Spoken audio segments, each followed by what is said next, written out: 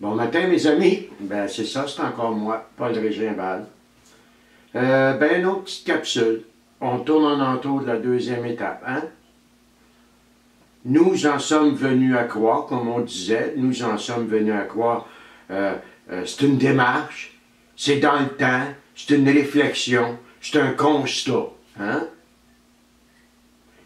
Nous en sommes venus à croire quoi? Qu'une puissance supérieure à moi-même. Ah, OK. Vois-tu, ça, c'est faire un petit résumé vite, là. À mon point de vue, c'est l'alternative à mon manque de puissance, à ma propre impuissance. Donc, j'admets, j'en viens à croire qu'une puissance supérieure à moi-même. C'est déjà ça. Puis là, on va regarder la fin de l'étape. Pouvait nous rendre la raison. Oh boy. Si tu es capable de lire un petit peu, ben, tu vas comprendre que ce que ça veut dire, c'est que je n'ai pas la raison. Non seulement j'ai perdu la maîtrise de ma vie, mais je suis un être dénué de bon sens. Là, on va entendre crier, je suis pas un fou. Non, non, ben non, je suis pas un fou. La différence entre la folie et moi, c'est que dans la folie, il y a une notion d'inconscience. Le fou ne sait pas nécessairement qu'il est fou. Moi, je sais que je me comporte en fou, puis je continue à me comporter en fou. Tu veux dire, je ne suis pas en train de parler de toi, je parle de moi. Pouvait nous rendre la raison. Si je veux juste être honnête un petit peu, là, réfléchir un petit peu, ne serait-ce que ma façon de consommer, ne serait-ce que de toujours vivre en fonction de mes dépendances, ne serait-ce que de toujours vivre en fonction de nourrir mes obsessions, les combler. Est-ce que tu es prêt à me dire que c'est le propre de quelqu'un qui a la raison, ça? Nous en sommes venus à croire qu'une puissance supérieure à nous-mêmes pourrait nous rendre la raison. Si bien entendu, on fait ce qu'on a à faire, c'est ce qu'on va voir. Ça demande une certaine réflexion, puis ça fait mal à l'ego. J'en conviens, pas le fun. C'est pas le fun, mais c'est la vérité, puis la vérité rend libre. À partir du moment où j'admets ma vérité, bien, je vais être capable d'aller vers d'autres choses. Tu sais, quand ça fait 10, 12, 15 relations malsaines que tu vis dans ta vie, des relations souffrantes, des relations où tu ne te sens pas aimé, même si tu l'es, tu ne te sens pas aimé, des relations à base de dépendance, où j'arrête de vivre pour l'autre, où je remets toute mon estime entre les mains de l'autre, puis que je continue encore d'être convaincu que s'il y a quelqu'un dans ma vie, moi, être heureux, que c'est ça qui me manque.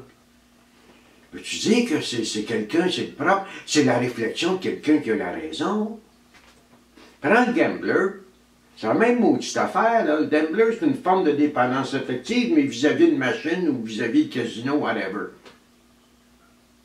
Hein, le gambler, là, il est convaincu.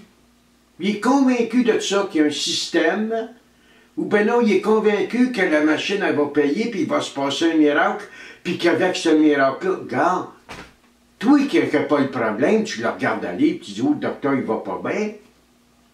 Mais tant pas aussi longtemps qu'il est là-dedans, lui-là, il ne sait pas qu'il a perdu la raison. Puis le lendemain matin, il est chez eux, il a tout perdu, il est tout croche, il a des problèmes importants, pas juste des problèmes économiques, ça entraîne un tas de choses, mon gambler, là. Bien, créez-les pas, il va faire comme moi avec l'alcool, puis dans d'autres domaines. Tout ce qu'il va penser, c'est y retourner. Essayer de se refaire. Veux-tu venir me dire à moi que c'est le propre de quelqu'un qui a la raison, ça? Nous en sommes venus à croire qu'une puissance supérieure à nous-mêmes pouvait nous rendre la raison. Là, ce que je suis en train de dire, c'est que j'admets que quelque part, c'est des troubles mentaux.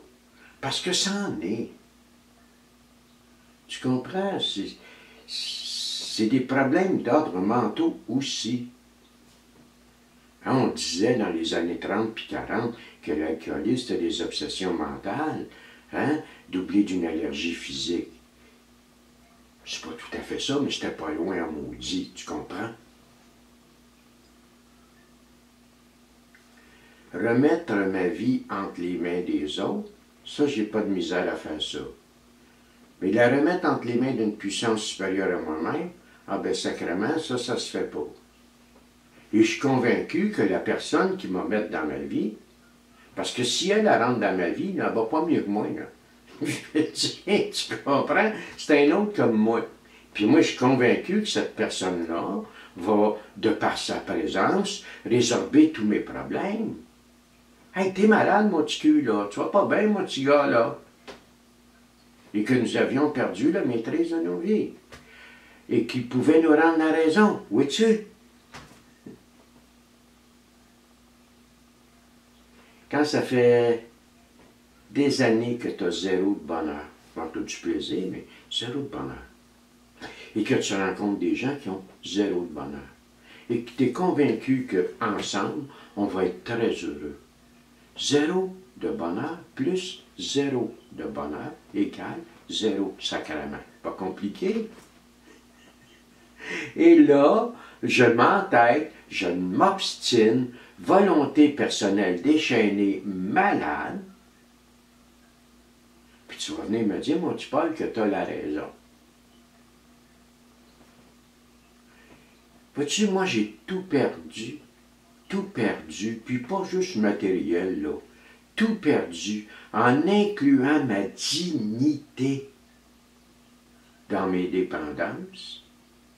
Et j'avais la certitude qu'en continuant dans mes dépendances, j'obtiendrais ce que j'ai toujours cherché. Je ne réalisais pas que ça m'enlevait tout.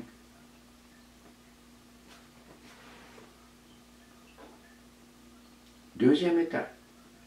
Nous en sommes venus à croire qu'une puissance supérieure à nous-mêmes pouvait nous rendre la raison. Première étape, nous avons admis que nous étions impuissants devant et que nous avions perdu la maîtrise de nos vies. Comme tu peux voir, il y a une suite logique.